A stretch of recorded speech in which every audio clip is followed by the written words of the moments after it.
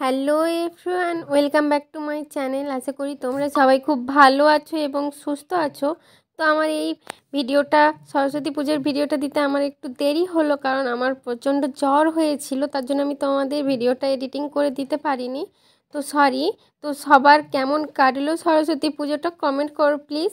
তো দেখো, আমি বাড়ি থেকে বেরিয়ে গিয়েছিলাম তা আমার হাজব্যান্ডের সঙ্গে। তো দেখো, তারপরে আমাদের কলেজ গিয়েছিলাম আর কি। ফার্স্টে আমাদের কলেজটা একটু দেখিয়ে দিই। কলেজের ঠাকুরের এখানটা করেছে, দেখো কত সুন্দর, আমাদের বাংলা বিভাগের আর কি। তো দেখো একটু দেখিয়ে দিই। তো সকাল সকাল উঠতে পারিনি, আমি ঘুম থেকে উঠেছিলাম প্রায় 9:30 বেজে গিয়েছিল জ্বরটা কমতে। তারপরে রেডি হয়ে আমি বেরিয়েছিলাম।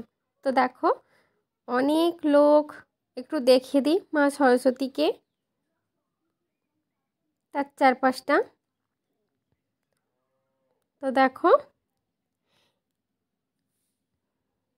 জ্বর করে কি আর বসে থাকতে ভালো লাগে? সরস্বতী পূজার দিন একটু ঘুরবো না এই হয়? তারপরে দেখো আমরা খিচুড়ি ওখানে খাওয়ানো হচ্ছিল, খিচুড়ি খেয়ে নিয়েছিলাম। তো দেখো আলু পোস্ত, চাটনি, বোঁদা এবং খিচুড়ি। তো ওখানে আমরা প্রসাদ খেয়ে নিয়ে তারপরে দেখো আমাদের বাপের বাড়ির দিকে রওনা হব আমরা। তো দেখো আমাদের বাপের বাড়ি যাচ্ছিলাম, তার কারণ হলো আমাদের পঞ্চমীর রান্না ছিল গোটা সেদ্ধ আর কি। তো দেখো সেই জন্য আমরা যাচ্ছি বাপের বাড়ি, সেখানে একদিন থাকবো বলে।